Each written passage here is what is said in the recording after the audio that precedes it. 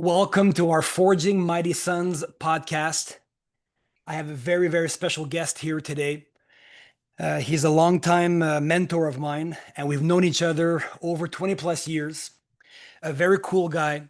He's a ninth degree black belt. He's ran schools for at least like close to 40 years. He's a U.S. Marine. He's a published author, speaker. He's a husband, father, two sons. We'll focus on sons, but he has daughters as well. He's an NFL coach, a very special guy that knows a bit about raising kids, influencing them well, guiding them, and giving them direction to build those sons in what we believe in this show, raising men of strength, honor, purpose. And I thought it was a very fitting guest to be on this show and to share his knowledge with all of us. The man is Mike Storms. Thank Welcome, you, Mike. Martin. Wonderful to see you, my dear friend, and your wonderful family. Excited to talk to me. I love the title, right? So, forging sons, right? When you talk about forging, let's talk about that process. That's heating up steel and hammering it, and then heating it up, and or gold or silver or whatever you're working with, any of the metals. Why do you heat it up and why do you work on it? It is to get rid of the imperfections, right? You can't do that without heat. And let's make an analogy of that. The heat that we're forging in our sons is the heat of experience, the heat of adversity, the heat of discipline, the heat of conquest and adventure, and all the things that a man and a young man's heart craves: adventure, rough play, all that stuff. Like we were talking before we started recording, because you have sons and daughters as well. We raise our daughters very differently. Yeah. I tickle wrestled with my daughters and then wrestled with them a little bit. But my sons, I tried to choke them out and told them to choke me out. And it was rougher play. It's different. Anyone that Yeah. says you can raise daughters and sons the same, or they're the same, that boys and girls are the same, hasn't raised toddlers and young adolescent kids. They're very, very different. And they require very, very different parenting skill sets and teaching. Now, they all require love, they all require communication, they all require connection and love and tenderness and understanding and listening from their parents. But don't make a mistake, very different things will be expected of them, and the world's going to treat them differently. And there has to be, as a parent, it's the best and worst job in the world. My job as a dad is to work myself out of the most important relationship in my life other than my wife, to like train my sons and daughters so well that they don't need me anymore. Mhm. Now, this is going to pinch some people and I might get some flack for it. I'm from New Jersey. I don't care. If you're trying to create a codependent relationship for your kids, which I see a lot of parents that have challenges with their kids, is because they want the kids to have to need them so desperately for all things that the kids' psychology, grit, maturity is lessened by it. I'll tell you a quick story. So our son Jake was 4 or 5 years old, and I was teaching him how to cut his food. And yeah, I can't do it. I can't do it. I'm like, okay, well then you just get to eat that big chunk of food by like a caveman. And then and I told my wife, I said, don't cut his food for him. It wasn't hard. He could do it. He just was trying to get his mother to continue. Moms, if you're listening, dads, don't be your kid's personal assistant. When do you stop tying your kids' shoes? As soon as they can do it. Yes. When do you stop cutting your kids' food? As soon as they can do it. When do you stop making your kids bed? As soon as they can do it. When do you stop doing your kids' laundry? As soon as they can do it. When do you stop putting your kids' laundry away? You know, one of the things we're trying to do with these young men, and my mother did such a great job with this with me. My dad, come see, come saw, he taught me a lot of great stuff. My mom said, you know, Michael, my job is to make you prepared to be an excellent husband and father. And I was like, what the, I was like 12. Okay, ma, whatever, you know. But you know, forging men, Mm. like you were saying, brother, Yeah. forging men of grit, stamina, steadfastness, honor, valor. You know, there's a great picture from the Cajun Navy down here in Louisiana during one of the Hurricane Ida, Hurricane Katrina, and it's a man walking through the water, waist deep water, carrying a woman who's carrying her child, right? And this is gonna might hurt some people's feelings too. I don't care. You know, in a natural disaster and emergency, there's no such thing as someone saving you having toxic masculinity. You know, Amen. there's been some great studies on this too, brother, that, you know, when you raise a man who's strong, that'll stand in the gap if a child, a woman, an elderly person, an animal is getting treated poorly, that kind of courage, that kind of steel in their spine. The most tender people I know are the most dangerous guys I know. Weak men are cruel Mm. to animals and women and children.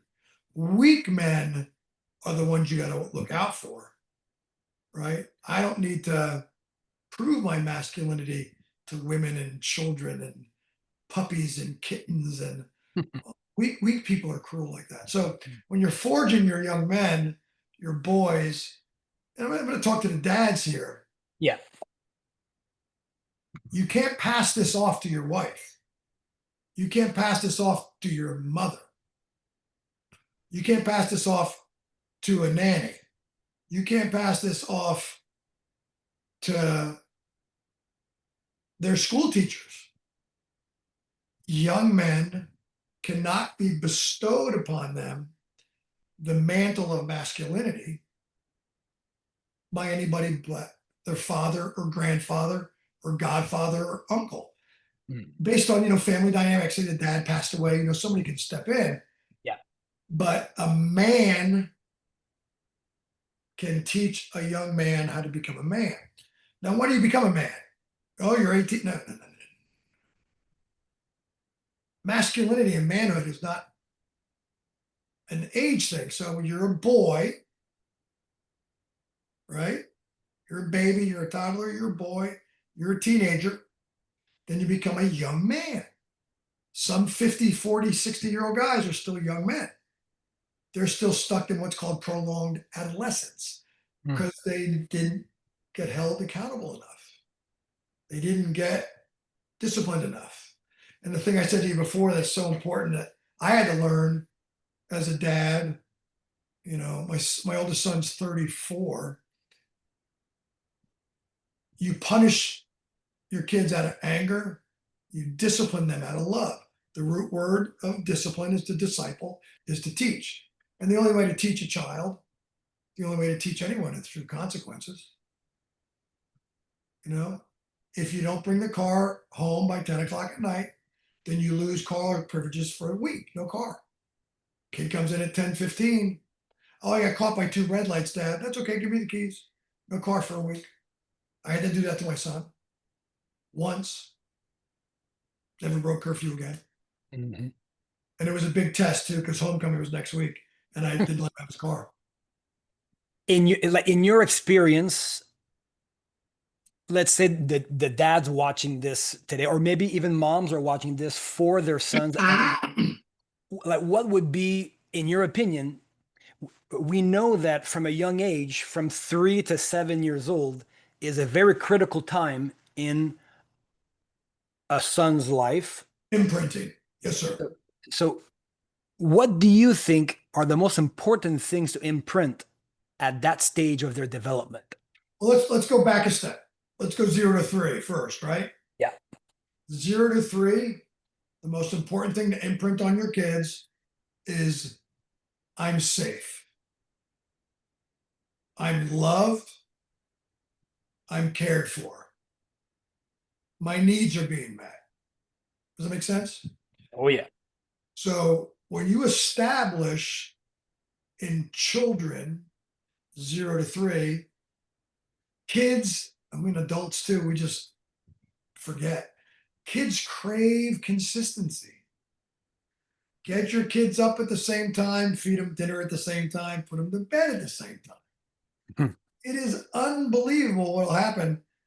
Your kids and Martin, my wife and I have a very successful online health coaching business. Oh, yeah. In addition to our martial arts and everything else, my football career, Mhm. thank God, I'm very blessed. Uh,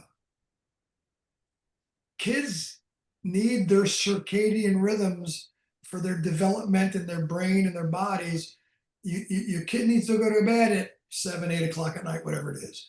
Your kid needs to have a nutritious meal for dinner every day at 6 or whatever it is, because they need that protein when they go to bed, REM sleep, restoring the cells.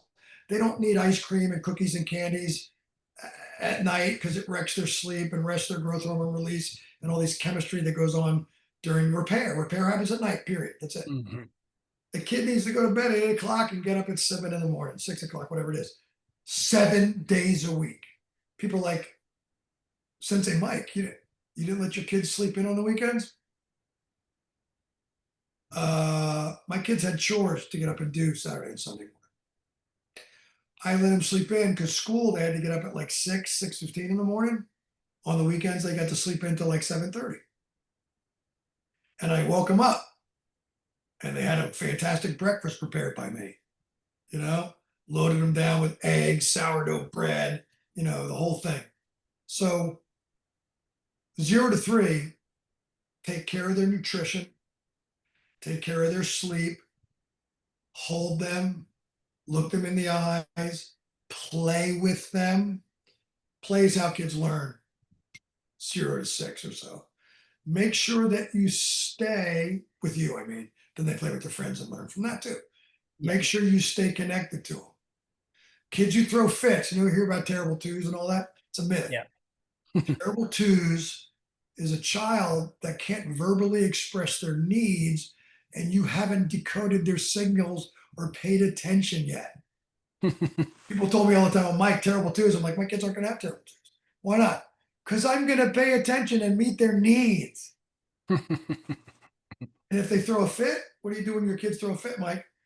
I remove the audience. I stand up in the living room and I walk to the kitchen. They follow me in the kitchen, I go to the study. They follow me in the study, I go out in the garage. They follow me in the garage, by then they're usually stopped screaming and throwing a fit. I don't respond.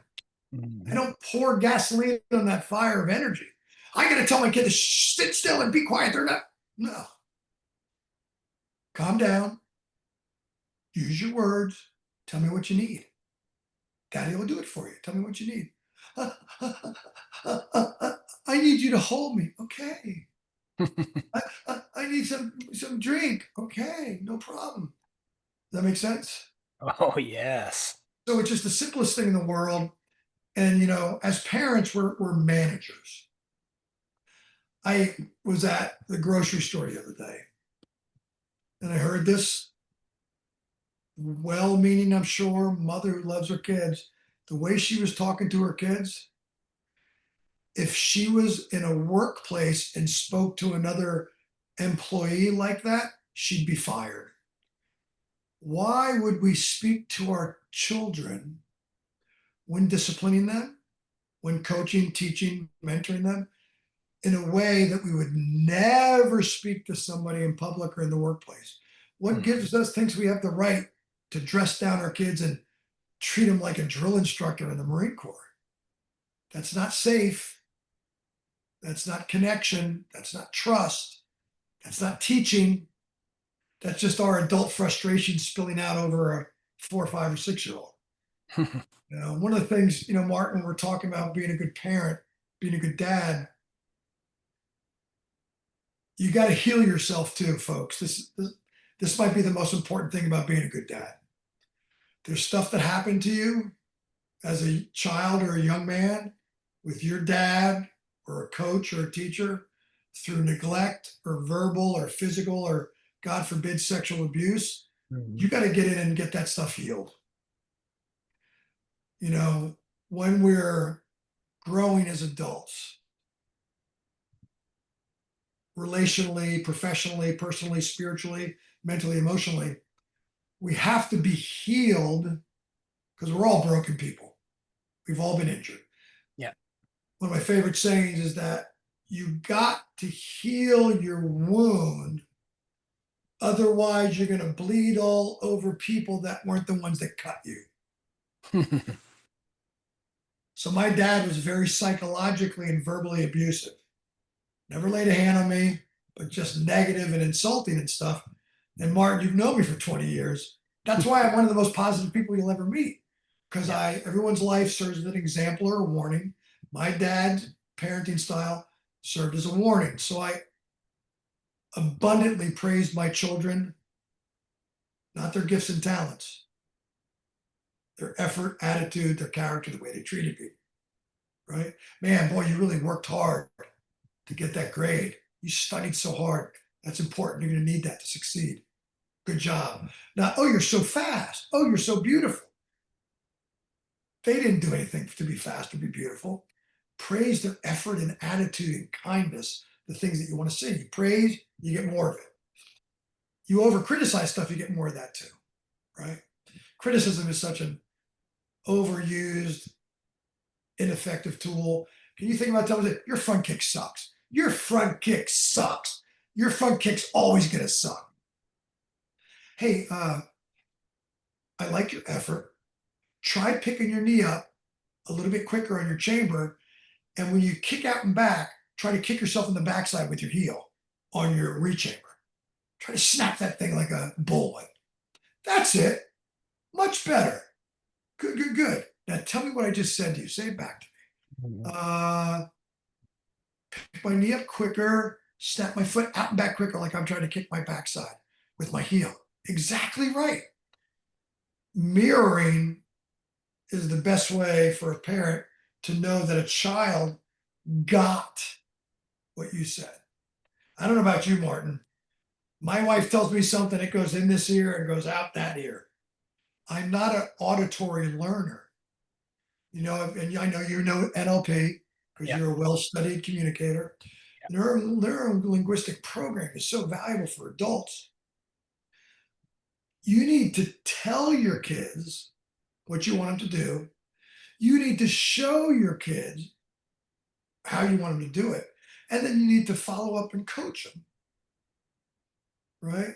Somebody asked me, a million times, taught over 15,000 kids in our schools, loved every one of them, loved being a part of it, whether it was for 6 months or 16 years. Sensei Mike, how many times am I going to have to tell my son to clean his room? I said, until he gets it.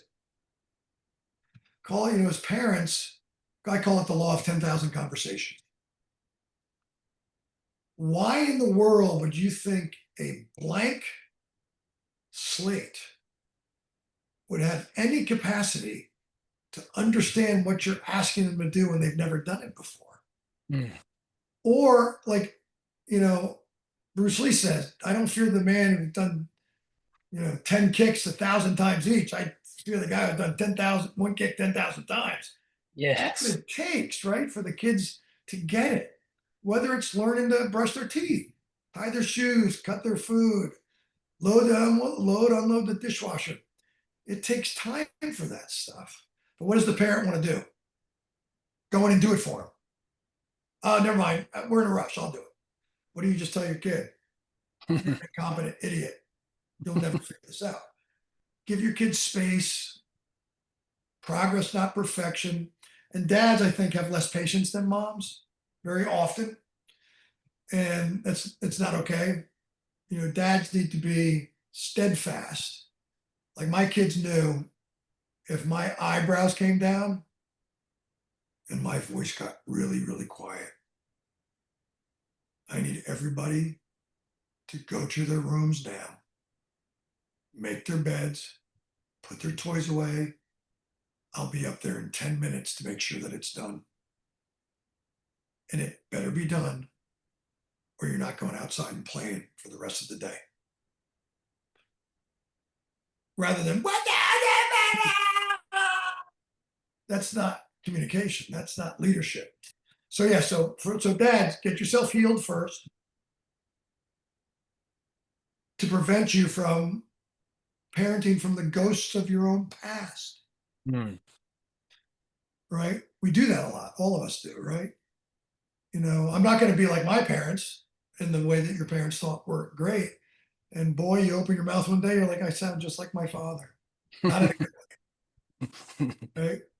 So I've had the great fortune, and I know as you have too, brother, so I sought out parenting mentors. Yes. It's like I have multiple financial mentors. I have multiple speaking mentors, business mentors, football mentors, fitness and nutrition mentors, farm mentors, gardening mentors, bee mentors, there's bees on the farm, right? Marriage mentors. We have this thing like they're our kids. They're my kids. I'm going to parent them the way I want to. That is the dumbest effing thing I have ever heard in my life. Why would you want to parent your kids the way you want to, rather than parenting the kids with the best practices as a parent? Yeah. So, you know, you have an innate idea, you know, you want your kids to live a healthy, successful life. You want your kids to be kind. Those are principles of parenting, but they aren't strategic and tactical parenting skills, right? So I'd say read parenting books. Discard 20% of the stuff you don't like, but keep the stuff that rings true to your spirit, that makes sense to you. Consistent bedtime. I think I can go for that. Kid, oh, come on, can't we stay up and watch one more episode of our show? Sorry, bedtime's at 8. You can watch another one tomorrow. Be sweet about it, but set the boundary. You know, kids need boundaries, they need consistency, they need us to be the leaders. One of the things that I said a million times at my martial arts school, and it's in my parenting book, your kids got enough friends. They need parents. My son, my oldest son, and my youngest daughter, I was close with all my kids. I love them to pieces, but I would say to them, and they would repeat it back to me. I'd be like, hey, I'm your dad first and your friend second. My job's too important to be your friend and let you do what you want to do. Well, dad, this, that. I understand. And I'm sorry you feel that way. But I'm going to have to err on the side of caution and do what I think is best for this decision for you. When they're, you know, 8, 10, 12, 16. And a couple of times my sons or daughter told me that they hated me. Teenagers. I hate you for this. I'm like, Yeah. that's okay. I'm a big boy. I can take it. You know, How did, parenting's not a popularity contest. You're not that's trying to please your that's true. neighbors and your freaking kids' teachers and your parents and your spouse's parents. Parenting's not a popularity contest. It is a performance development contest. Who's Mhm. developing the right attributes in their kid, in their son?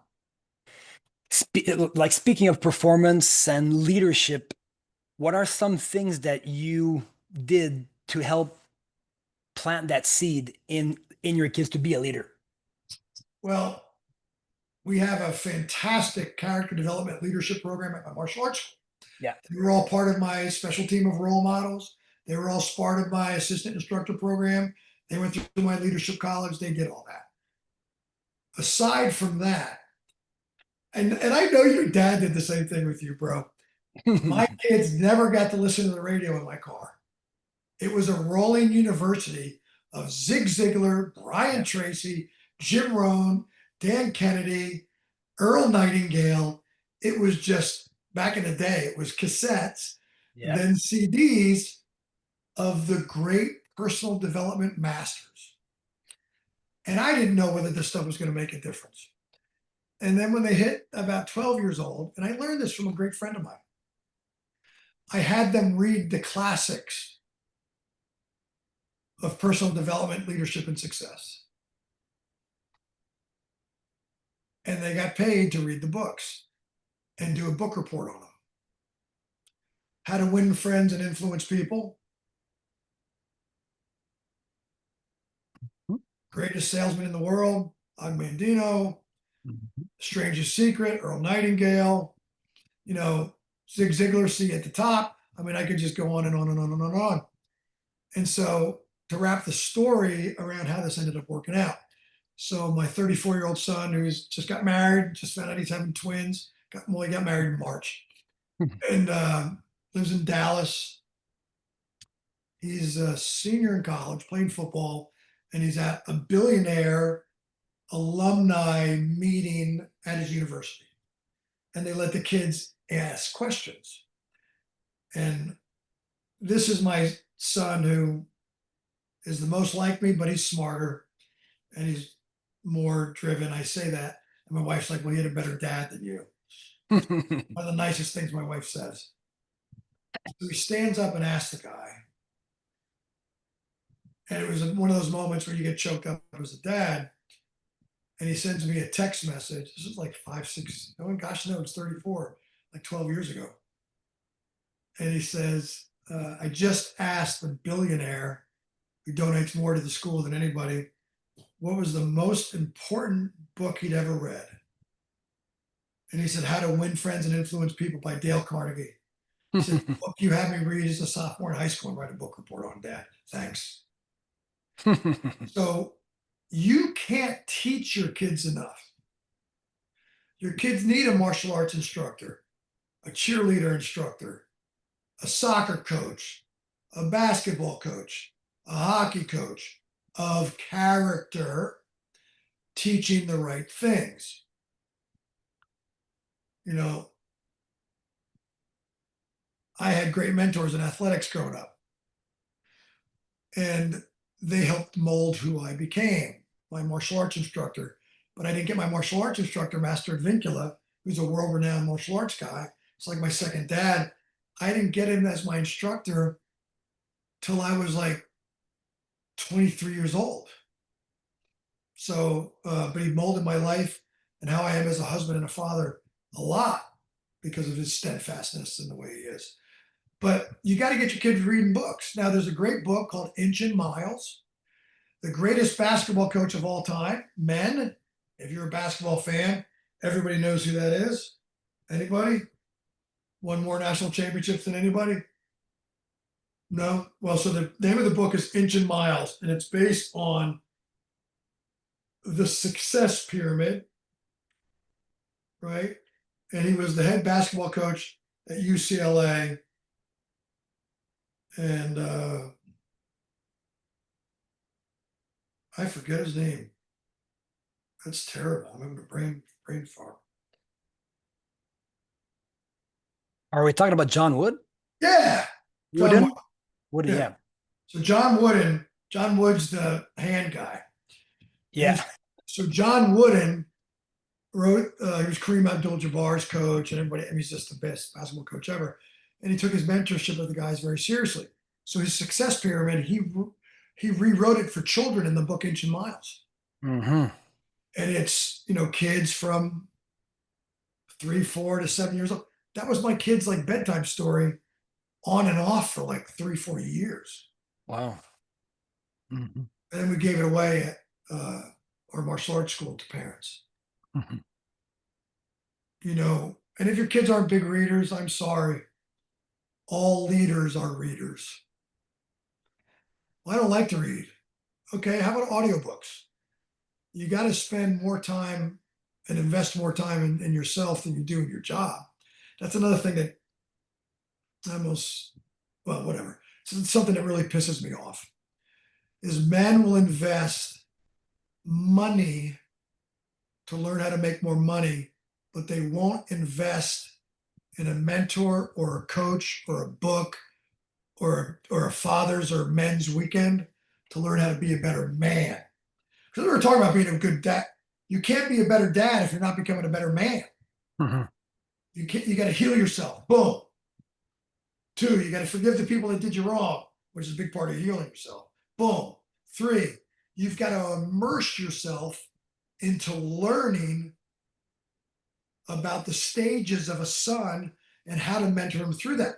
You know, what we lost in our culture, Martin, the Jewish culture, bar mitzvah, 13, 14, 15 years old, from childhood to manhood. The cultures in Africa, you go out and spend a night in the jungle by yourself when you're 14, 15, 16 years old, or you got to go kill an animal by yourself. Now you're accepted into the group of men. You're no longer a boy. We've lost a transitional process from boy to man, which Yeah. is why we have all these like 40-year-old, 12-year-olds running around who live their life off entertainment, and video games, and boys' weekend and man caves. None of that stuff's wrong. But if you're neglecting your home life and your relationship with your partner and your relationship and development of your children, then it's wrong. Yes. You're a selfish son of a bitch and you're putting your entertainment and your fun ahead of your responsibilities. It's impossible to succeed as a dad if your kids don't know that they matter in your life. And I believe in the hierarchical relationship of partner spouse, then kids. They have to see, like, the best gift I can ever give my kids is to love their mother in front of them, obviously, to honor her, to speak well of her. That creates safety in the home too, by the way. Yeah. You bitching and complaining spouse wise, I'm a great dad. You're not a great husband. You're not a great dad. Sorry. Well, she doesn't respect me. What are you doing to earn the respect? Lead. Heal yourself. Forgive. Work on yourself. Educate yourself. Lead. Lead. Like when I started a new business 7 years ago, my wife said, I'll join you once I see some consistency from you and you're serious about it. And then it exploded and she's like, I'm in. She wanted me to lead. She wanted me to show. Right. And that's super, super important for our sons to see us lead too, not in a macho, silly, outward look at me way, but just steadfastness, getting results, being consistent. You know, your son needs to see you healthy and fit. We were talking earlier about the difference between raising daughters and sons. Like for the viewers here that don't understand it, can you elaborate on the difference between the two? Well, the goals are the same, right? You want to Yes. raise a confident. I don't think anybody. Well, Mike, I don't want my kid to be confident. I don't think anybody's going to say that. Independent. I don't think anybody's going to say that they don't want an independent child. I think that the goal is the same. We want to raise a confident, independent, hardworking, kind, generous, world impacting, fulfilled human being, whatever that looks like. My youngest daughter, just college graduate with a degree in counseling. She's got a heart for helping people. Goes on inner city mission work and helps the drug addicts and people experiencing drug addiction, helps the homeless population, helps she serves. She's got a heart for all that. And my oldest son is driven for business. My other son is driven for friendships and relationships. That's his whole, his friend group. My daughter is an international flight attendant for Delta who lives in Boston. She flies all over the world and loves all that. And she's been doing that 7 years. So now she's kind of, okay, I've been everywhere, done everything, kind of reevaluating. But what we want for our kids is the same, regardless of man or woman. And then what we want for them has to also be adjusted to what it is they want, is what I'm trying to say. I don't want everybody to be a martial arts instructor. I don't want everybody to be you know, a coach. What do you want to do? Okay, great. How do we facilitate that? I hope you get there. But my sons, my belief, doesn't have to be your belief, my sons are going to be treated differently by the world. Right? My daughters differently as well. They have to, my sons and daughters both have to be healthy. They both have to be strong. They both have to be leaders. They both have to be constantly educating themselves and, honing, learning about AI. Everybody would be learning about AI right now. And just to understand it, not to be scared of it, just to know about it. But I think that I was more tender with my discipline with my daughters than I was with my sons, because they're more tender vessels. I could look at my sons and they would brace up against me and be like, "What, Dad?" And I'd look at my daughters and be, "What, Daddy?" And they just start crying. Yeah. When I would have a certain look at them because they said something sideways to my wife or didn't respond well to something. Never that they spilled the milk. Who cares? That, accidents happen. But understanding that there are differences biologically between boys and girls. There are differences in their physiology, in their brain chemistry, in their emotionality, in who they are, and what they are best suited to do. Right? So I took into account boy, girl, personal skill sets, personal emotional skill set understanding. You better know how your kids are. Like my two sons are completely different. My two daughters, very different. You can't parent all your kids the same. They need a different parent. I have 4 different dads. Same value system, same principles, same schedules, but different delivery systems. Does that make sense? Yes. I can't deliver this. Same with the dojo. One kid is a kinesthetic learner. One kid's an auditory learner. One kid's a visual learner. One kid gets the techniques response after 3 reps. The other kid needs 3 weeks. All flowers bloom at a different rate. Yeah. Okay. The thing with parents, I think, the tug on, and parenting's the toughest job in the world. I get it, dads. But you don't have to do everything this year. You got until they're 16, 17, 18.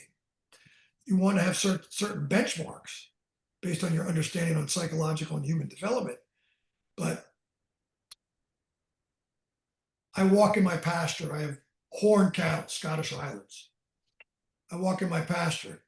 If I walk a certain way, they all spread like the Red Sea and get out of my way. If I stroll, they all walk up to me.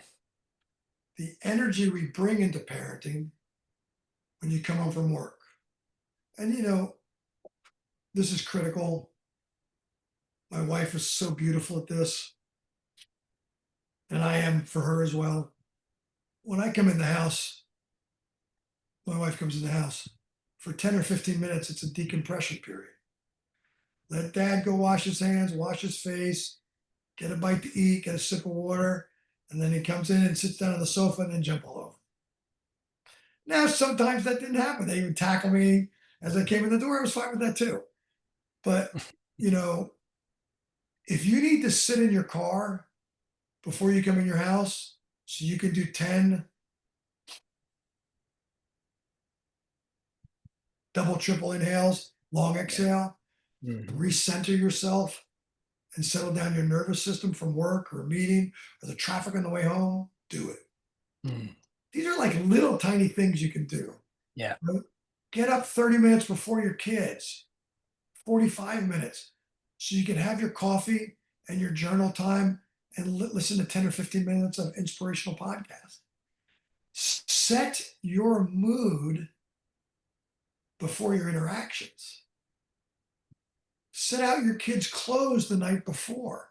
So you're not like, "Where are your socks? Where's your other shoe? If we planned our mornings better, we'd send each other off to work and school better, parents and kids. And these are all skill sets. Well, Mike, I'm exhausted. Everybody's exhausted. Nobody gives a shit. Just plan better, build the framework around it, involve the kids. Hey, school tomorrow. What are we wearing? Great. Let's lay out your shorts, your underwear, your socks, your shirt, your jacket, your shoes. Or like where you are, brother, your parka and your boots and your wool socks and your sweater and 3 layers. I live in Louisiana, shorts and shirts, shorts and short sleeves all the time. It, there's this thing of like lead by example. Now, you as a father, what were the most important things that you thought were the most important? Because they say that the kids like a lesson, or it's not taught, it's caught. So they catch. 100%. So what were you like? What were your priorities as far as leading by example? Something that you like made a priority of showing and leading by example by doing what exactly every day or daily or weekly? I wanted them to, key thing for me and for almost all the kids and parents I've talked to, I wanted them to see my example of kind, appropriate physical affection to their mother and to them. Hmm. Hug your kids. Your kids need, there's a terrible statistic, but all the parents are going to go, oh my gosh, that's me. The physical contact your kid has from you from the time they're 0 to 3 is cut like well in half 3 to 7, then cut in half again 7 to 10, then Hmm. cut in half again 10 to 13, and then the physical connection, sitting on the sofa, rubbing their feet, holding their hand, hugging them when they wake up in the morning, kissing them on the forehead, hugging them before they go to bed. The most difficult time for your children is 12 to 18.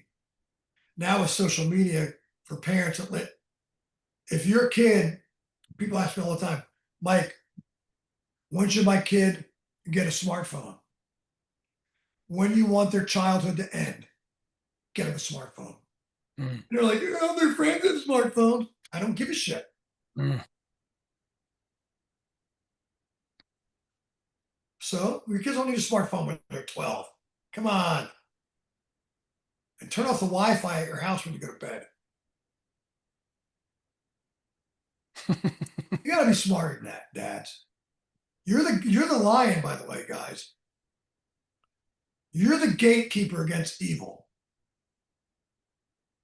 The '1 child sexual predator of all time. And they interview him. What was his number one thing he looked for when choosing a victim? Was the father a threat? Was the father present? Was the father around? Father go to school? Father go to the baseball game, soccer game? Yeah, that kid's off the list. His dad's around. His dad ruffles the kid's hair, grabs his cheek and squeezes him and kisses him. That kid's got physical affection and protection around him. Off the list. But that thing from you, and there's a masculine energy is different. Mm. The mother is the comforter. The father's the protector. The roles, right? Now the mother, of course, still protects the kid, and the dad, of course, still comforts the kid. Don't split hairs with me if you're watching this. Yeah. What do we do? What is our majority role? When I say you're the lion in the house,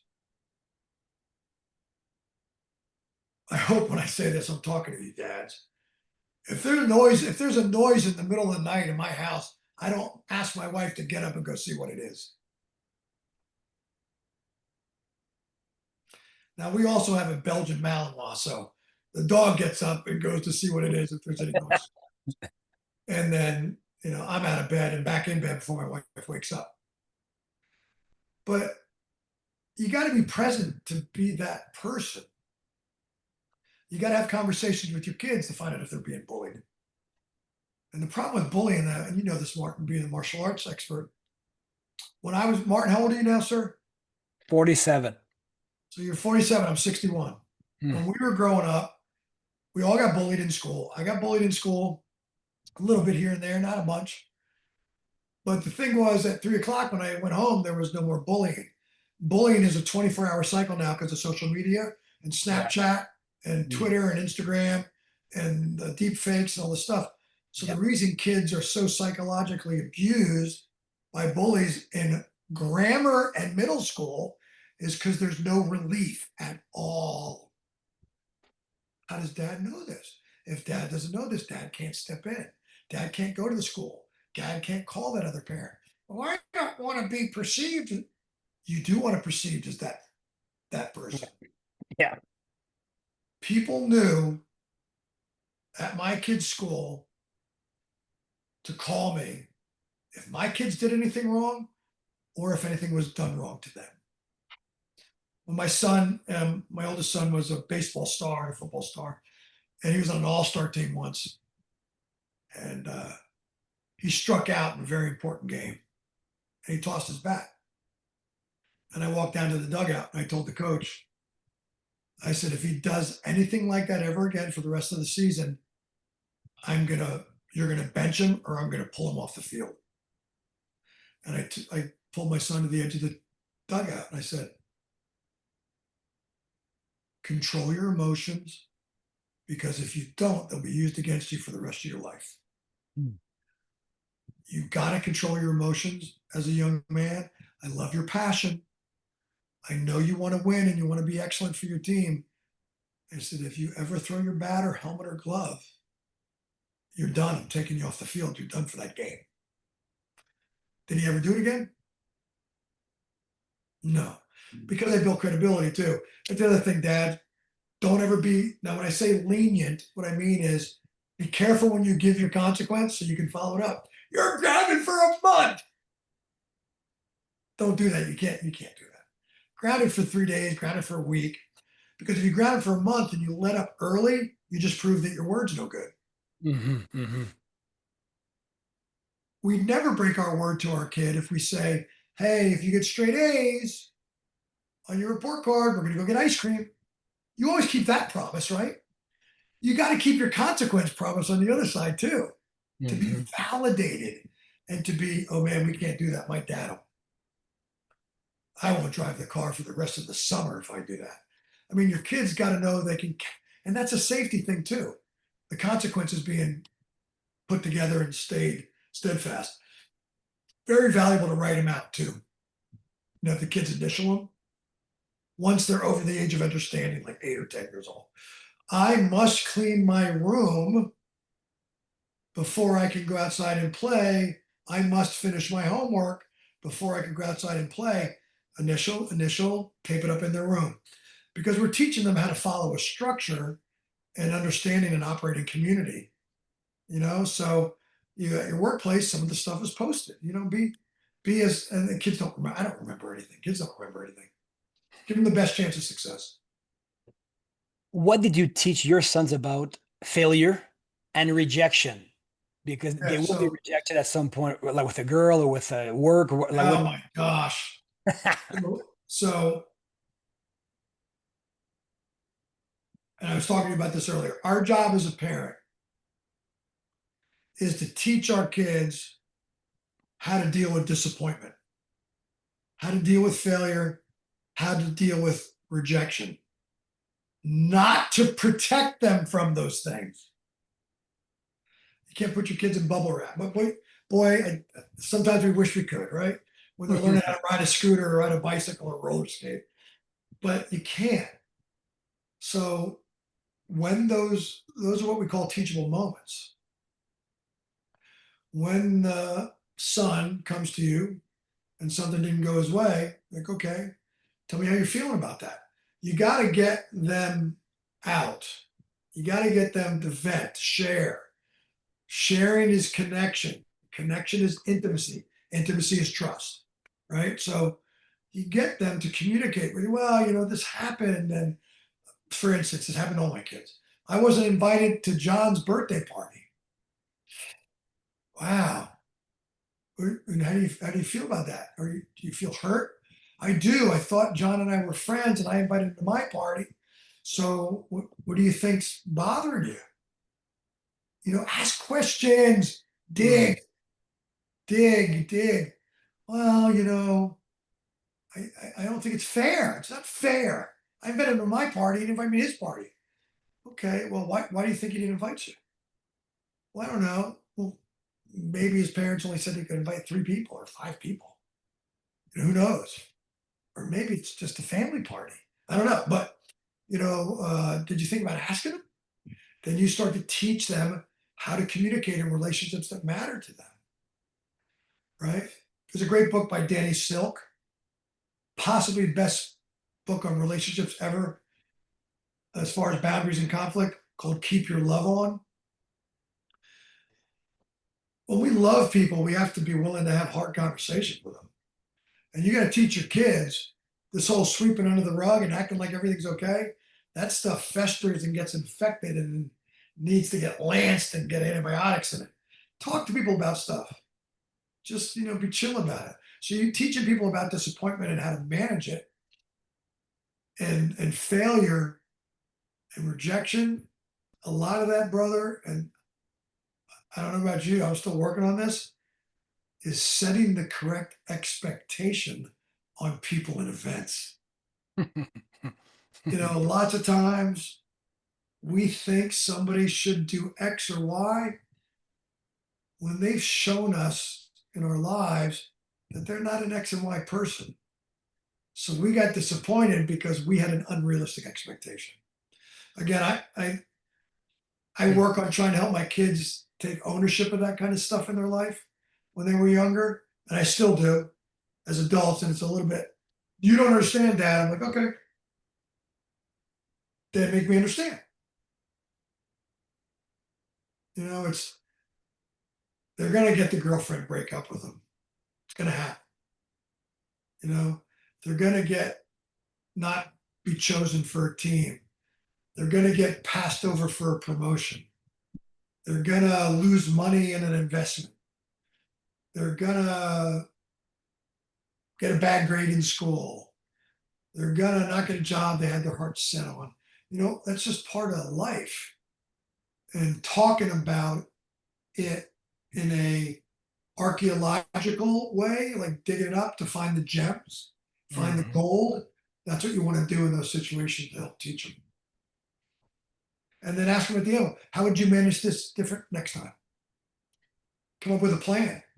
And then when they're going in for the next test, okay, so last time your expectation was your grade was like this, but your preparation was here, and then your grade ended up matching your preparation. Now, if your expectation for your grade is here, why don't we prepare here? Do you think that might be a good strategy to have your preparation exceed your expectation of your grade or your black belt test? Over preparation is the greatest way to build self-confidence. Mm. In conclusion, like if like a parent, a father that's listening to this right now and he's struggling with his son. Let's say his son is, How old is the son? let's say the son, he's preteen or is going into like adolescence, like he's 13, 14, Okay. like maybe he's shy, maybe has a hard time communicating. Uh, he stays in his room, he has low energy. Like, what's the best advice you would give to a dad that's going through that situation right now? Like, what could you say, or how could you help him? That's a beautiful question, brother. And what I can offer to that is there's a connection piece that's missing.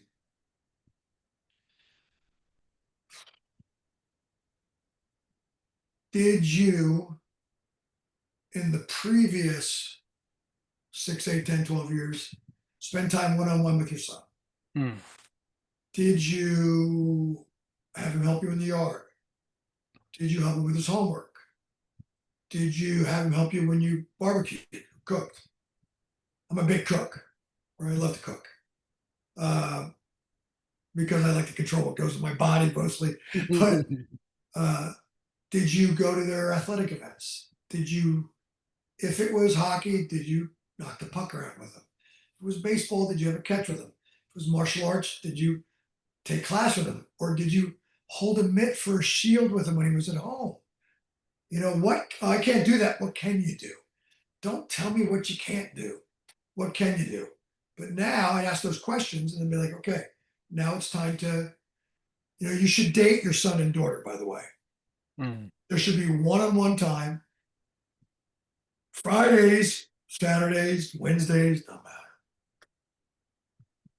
Once a month, dad takes, say my daughter Shay, I would take Shay out to eat.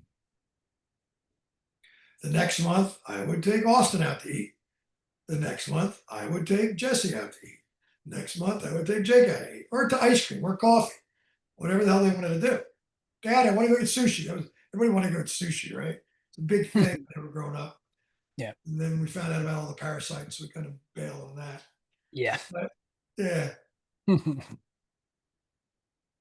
just let your kids talk. Ask questions about their, you know, kindly. Hey, so what's going on in school? What's your favorite subject? And what's your what you know, how's that going? Or what's your sports or your oh, how's Jimmy doing, your friend? I know you and him are best buddies and like to do art together or music or whatever. Get in their world and connect with them. The thing about parenting, looking back with a 34-year-old, 33-year-old, 31-year-old, and 23-year-old kids, two boys, two girls, and then the parents I've coached and the mentors I've had. Parenting is very easy when there's connection. Teaching and coaching as a parent is very easy when there's connection. Mm. Well, Mike, I don't have time for connection. You're full of shit. You don't have it as a priority. Mm. You know, show me your calendar and your bank statement, and I'll tell you what your priorities are. Mm. It's pretty simple. Mm. Why do I have all of 15 minutes? You got 15 minutes? Sit on the end of your kid's bed and ask them about their day, kiss them on the forehead before they go to bed, speak over them, positive things. I am so grateful you're my son. I am so proud at how much you helped mom getting dinner ready and cleaning the table tonight, and then fed your dog. Your responsibility is growing as you're growing as a young man. And I am so grateful that I'm your dad. And I'm excited about the man you're growing into. I used to say that to my kids every night before they went to bed. Right? And then I would have them say certain affirmations too. You know, the I am, most powerful two words in the English language. I am. What do we say? I am stupid. I'm an idiot. I'm a loser. If you say you are, you're just tattooing that across your subconscious. Mhm. You teach your kids how to claim their I am statements by exampling, by you speaking life over them and positivity and love. But as parents, I would say that 12-year-old kid's dad, connect. And one of the best skills I learned from one of my great parenting mentors, when I got real serious about parenting, I guess Austin was maybe 8, 7 or 8. And I just eyeballs deep into being a great parent. And I'm not a perfect parent, folks. Please know when I'm saying these things, I didn't do it perfect. Mm. I just kept learning and growing and reading and doing the best I could. If you need to apologize to your kids, apologize to them. I am so sorry, Mike. I should and could have done a better job. And going forward, I'm going to. But just like, you know, you're 12, I'm 40, whatever, I'm a work in progress too. And this is my first time being a dad and I'm learning, but I'm going to commit to learning faster and doing better.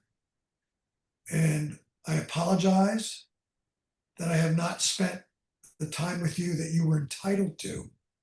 And I'm going to spend more time with you going forward because I love you and I want to get to know you.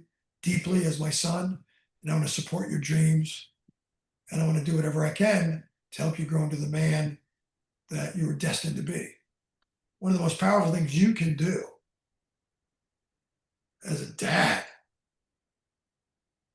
is to apologize to your kids. And we've all messed up, lost our temper, been absent during a very busy new career, started a new business.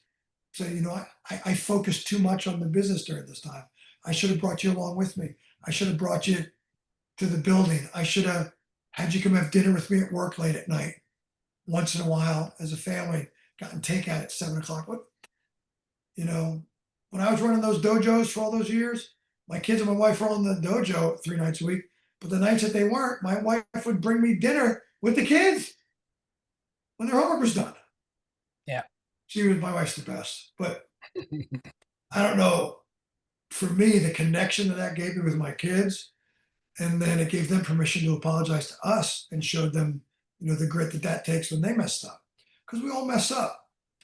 And that's the thing about being on this little blue marble that, we get to do, if we're lucky, 75 to 85 years of this life.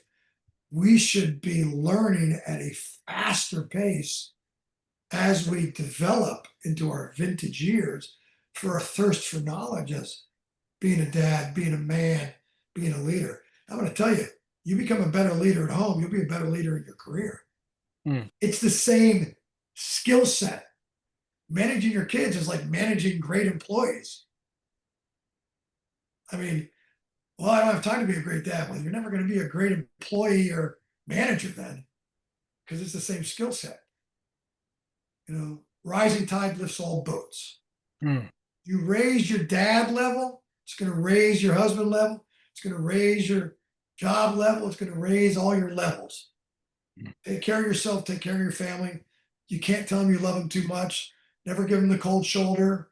If they've done something you don't approve of, never shut them out to prove them wrong. One of the best things I did with my kids when they messed up, I poured the love on. And they were like, what is this psyops he's doing? Because they expect you to be like their friends' parents. Yeah. My dad didn't talk to me in 3 days. He's mad that I wrecked the car. We all wrecked the car. That's what insurance is for. Yeah. Always a pleasure to see your smiling face. I'm so blessed, Mike, to know you, to call you a friend. You dropped some amazing pieces of wisdom, and I appreciate you very, very much. And I'm sure that the dads listening to this appreciate it. And the most important, they have to apply the principles And that you please, talked about. on Facebook, I'm Mike Storms. On Instagram, I'm Coach Mike Storms. Follow me, shoot me a question message if there's anything I can help you with. I spend my life full time as a life coach, nutrition coach, fitness coach, football coach, martial arts coach, financial coach, parenting coach, marriage coach, all of it. It's all the same skill set. We grow individually, as Jim Rohn said. Work on your career and you'll make a great living. Work on yourself and you'll make a fortune. That's the key thing. Become the best version of you, because your kids and your spouse and you deserve it. I'll put all those important links in the show notes. What's the title of your book again? Title of my book is Mike Storms Parenting 101.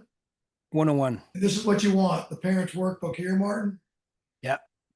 That's the one that you want to get, because it's got fill in the blank stuff.